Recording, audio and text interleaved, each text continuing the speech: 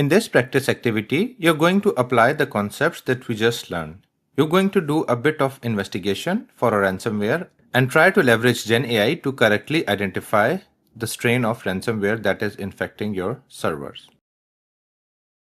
You can download the PDF for this practice activity from the resources section in your lecture, and there's also a log file in case you need it.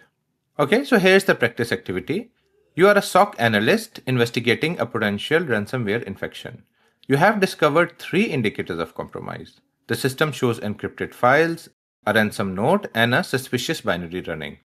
You tried leveraging GenAI to identify the ransomware, but it was inconclusive, as you needed more indicators of compromise. So the ones that were given were not enough.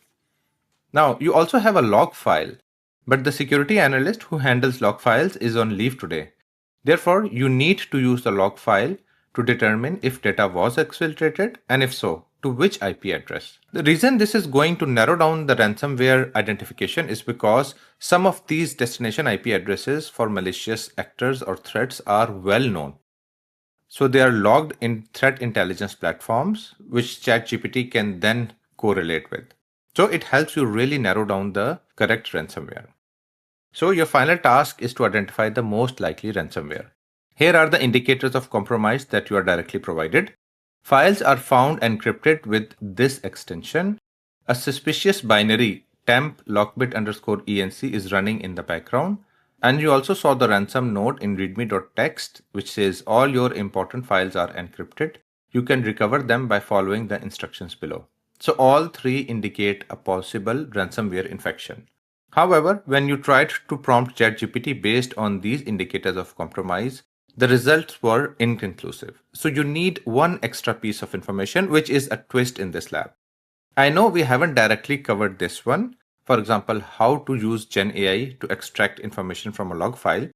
But this is the thing with this course. I will provide you with basic information, but I like to include some challenges in practice activities so that you really have to think beyond what's already covered, okay? So you have the partial log file, which you can see here, lots of different IP addresses, lots of different information. Now, what are the 2 steps that you need to do? Number 1, you're going to craft or create a prompt for ChatGPT, which is going to help you analyze the log file to identify if there was a data exfiltration attempt, and if so, identify the destination IP address to which data exfiltration was being done. So once this step is completed, hopefully you will confirm that there was in fact a data exfiltration attempt, and if so, maybe you can get the IP address. Now you have all these 3 indicators of compromise. You'll add this 4th indicator of compromise to this list, and then you'll move to the next step. Prompt ChatGPT to identify the ransomware based on the indicators of compromise given above and the indicator of compromise you extracted from the log file. Okay.